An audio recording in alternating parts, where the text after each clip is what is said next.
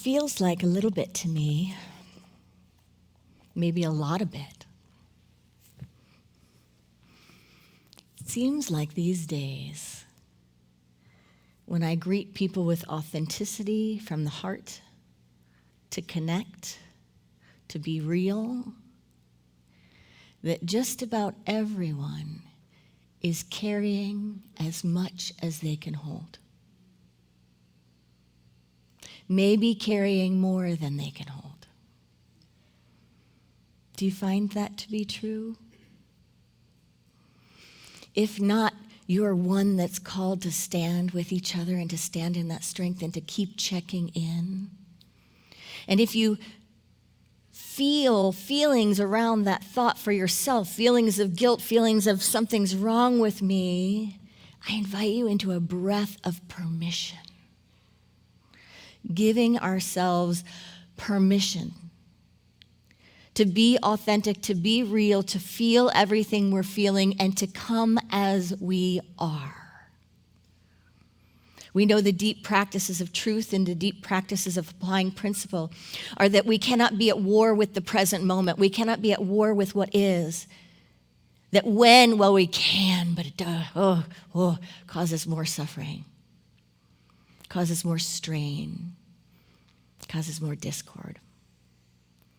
So when we can be present to what is, we open up our hearts to the flow of life.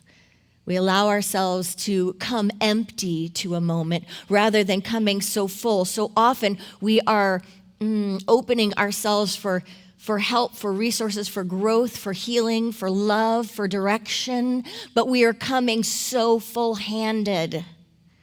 We're coming with our dogma. We are coming with our ideas. We're coming with our limitations, coming with our beliefs.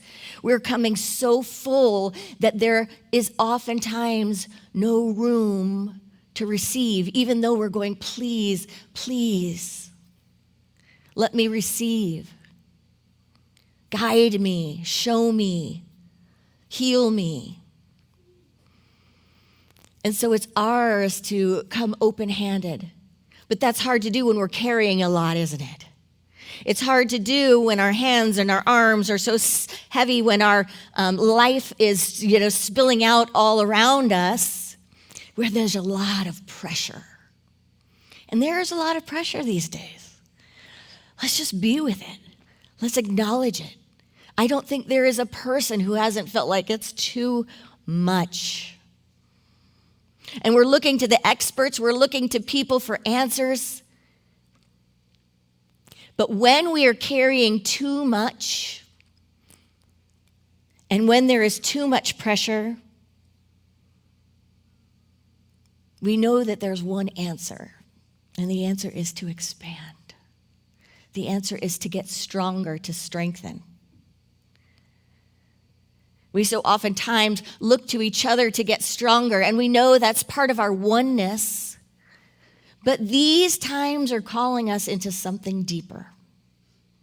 Not deeper than leaning on each other. That's it all the time. We come together in community, and we experience ourselves through each other, and we stand together. But just like the hand needs to be a full hand to have its activity with the body, the leg, the parts of our being need to be full and complete in themselves, so too do we need to deepen our practice as individuals and become not so much self-reliant, but spiritually reliant. Because what is being asked of us, what is being called upon us, is to come to each other and to come together and to come to the divine within for the resource to strengthen and to expand. Because when someone is carrying a heavy load and then someone else comes carrying a heavy load, what happens when they try to carry a heavy load? And this person says, help me carry my load. What happens? And we all fall down. So this is a time to be present to the triggers, to be present to all the things that invite us to or tempt us to separate. Tempt us to check out, tempt us to judge, tempt us to let go of our compassion, tempt us to feel less than whole. And it's a time to deepen into the practice. Does anyone have a Deepak Chopra book? I know, I should have said it. If you don't and you don't know what I'm talking about, don't look it up. But seriously, Chris Jackson gave a sermon, and it was one of the biggest ahs I saw in a sermon that someone gave, and you'll probably remember it if you were here. He gave a sermon, and in the sermon, he talked about the guidance he got in meditation as he was moving from Florida to Missouri, and what did he say? He said about his whole library of books. He had this library of books, and he was like tuning in. What do I do? Bring all these books. What do I do? And what was the answer? What did he get, everyone? He said, yeah. Did he really just say give them all away? What did he say? How?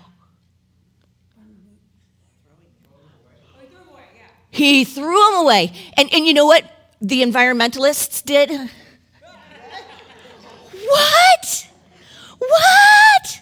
Throw them away. Don't throw the books away. I would have taken those Unity books. I could have it. I could have it. I could have it, you know? And I know Chris Jackson, and I know his heart, his soul. I feel it. I resonate with it. So I sat there like, okay, there's more here. Like, there's more here. And it wasn't until I was literally sitting with the third Jesus book that I had out for our Easter series, because in history, it's been an incredible support for looking at the levels of consciousness. And I sat there with it going, what do we do? What do we do? You throw the whole thing away. You throw all of it away. It's like sitting here contemplating, do I put it in the lending library?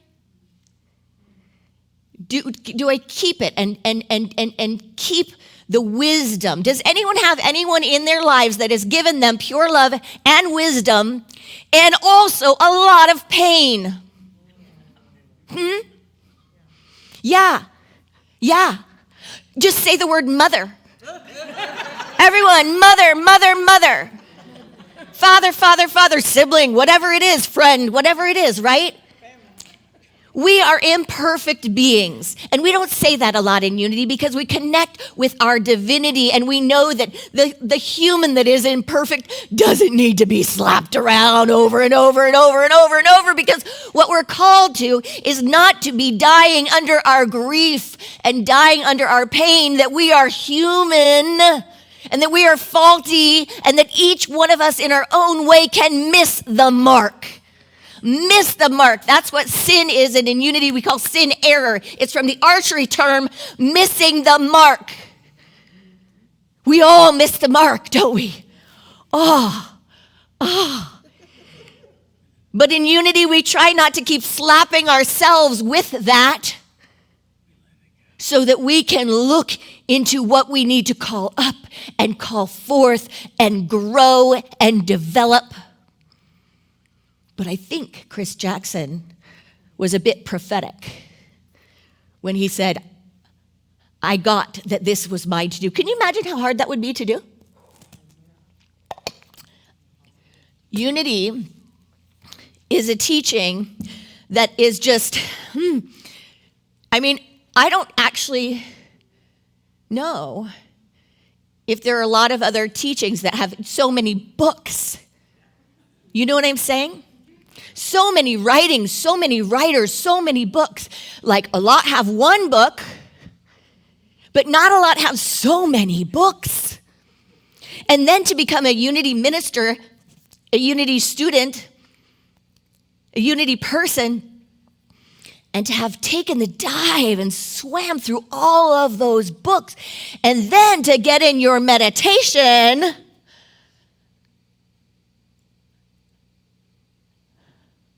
destroy them, throw them away, get rid of them. Can you imagine what that would take to follow that? Can you imagine what that would take to listen to that? Think about what this story could mean to you. To some people right now,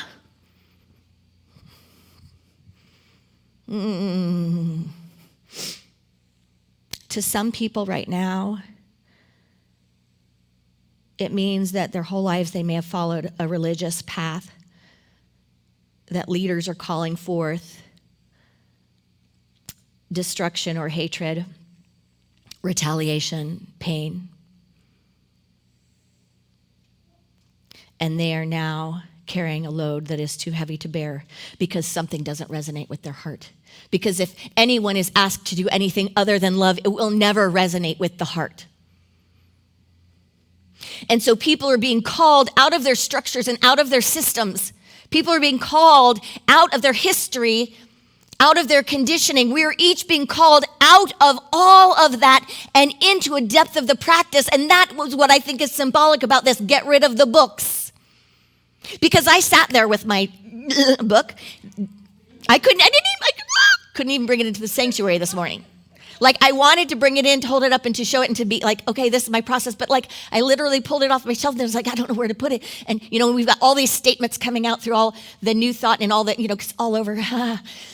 And it was like, what do I do? I don't want to throw it away, but then to give it. So, and does it mean that the principles or the light that's coming through it is any less than whatever? Well, does your mother's love, is it diminished by the fact that she's also, and you fill in the blank. Maybe it's not your mom. My mom's not watching. And she would forgive me.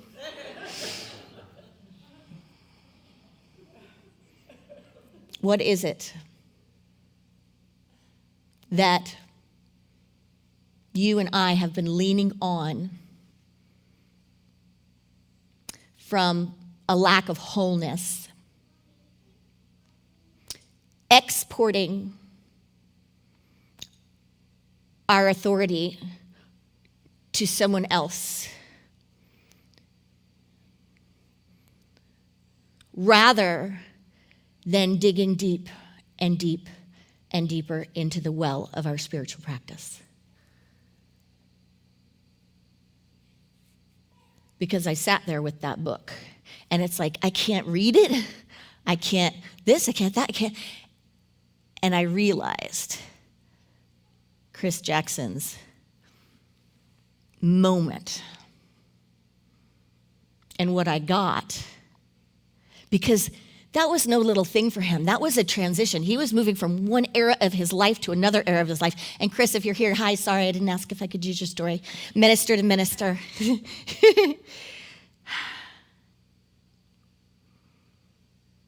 But when we can't take with us the old, when we're having a rebirth, I talked to Michael Beckwith last week, and he said, birthquake. Birthquake. But when we're having a rebirth, we are called to draw on something far deeper. We are not called to recycle each other's stuff. We're here to get each other's wisdom, all the light, yes, all of that. But once we've read it, once we've got it, goodbye. If it's not absorbed, if it's not metabolized, if it's not in here, good riddance. Get another one and move on. Because we're not here to be spouting out each other's strengths or each other's wisdom or each other's stuff. Source is right where you are. It's right where I am. It's right where we are. And we're not going to be creating and birthing new patterns if we keep diving into the same thing. We're called to be the full hand, the full functioning hand. And when you take the fullness of who you are and the depth of your practice, that strengthens the others. That strengthens each other. There is not one person, I can't imagine, there's not one person that Mary Ellen Davis encountered. If you encountered Mary Ellen and you did not hear about her angels and her guides and the way she was spoken to and the epiphany she had, if you didn't, stand up. If you did, stand up.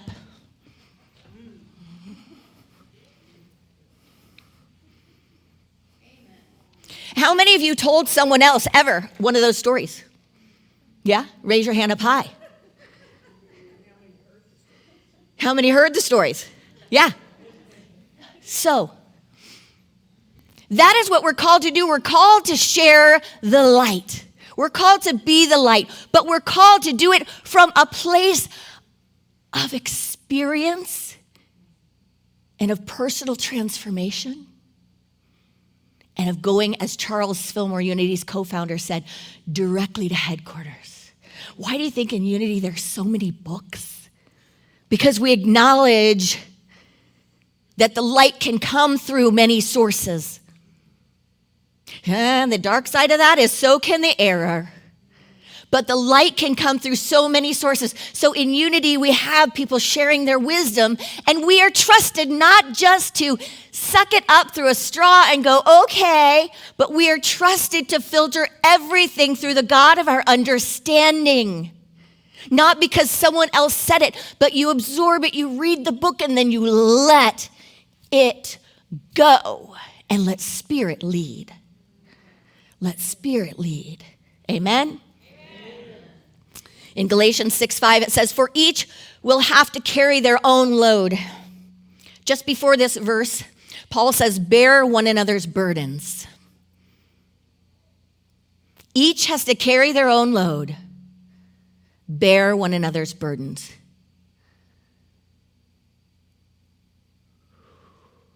Help each other, but we have to develop our own spiritual strength and our own spiritual path.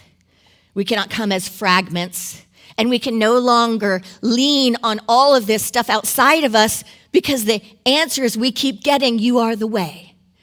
It's going to come through us. The master teacher taught it. He said, we're going to have to get up and walk. We're going to have to get the practice. So what do we know right now of this time? We know it's time to double down in the practice. It's time to get quiet, to go into meditation. It's time to go into prayer. It's time when we feel the roots of fear growing to lean into each other and say, help me bring these roots towards the light. Help me follow the sun.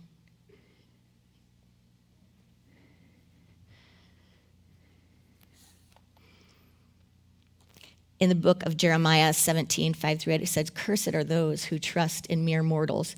And we can bring cursed to be like, bummer for those who trust in mere mortals. Blessed are those who trust in the Lord, the law, the love. They shall be like a tree planted by water, sending out its roots by the stream. They shall be like a tree planted by water, sending out its roots to the stream. When our roots go directly to source, we don't wither while the world shakes. I want to share this little bit from Eric Butterworth about a squash, you might say, a gourd at Amherst College. He says, some years ago, a squash was planted in good soil. When it had grown to about the size of a person's head, researchers put a band of steel around it with a harness attached to it so they might discover the lifting power of the squash. They estimated that it might press 500 pounds. In a month, it reached a pressure of 500 pounds. In 2 months, it reached 1,500 pounds, then 2,000 pounds. And then they had to strengthen the bands. It finally reached the pressure of 5,000 pounds when it broke the rinds. Upon opening the squash, the researchers were amazed to find it to be a mass of fibers that had developed in the attempt to fight away the obstacles that were hindering the growth of the squash. Further investigation revealed that 80,000 feet of roots had grown, going out in all directions to find help and strength for the fibers which needed substance. From the Gospel of John 15:4-5, the master teacher says, abide in me. That is the way, that is the truth, that is life, that is light, that is love. Abide in me. Bring your roots to the sun. Just as the branch cannot bear fruit by itself unless it abides in the vine, neither can you unless you abide in me. So we cannot thrive spiritually and make a rebirthing, step into the fullness of our calling, our purpose, borrowing life from each other. We must all stay connected to the same source of life. That source has no religion, has no ethnicity, has no country boundaries. That source is God as love. And sometimes when life puts pressure on us, it may look like we're breaking, but it may actually be our source, our spirit, growing deeper roots within us. Namaste.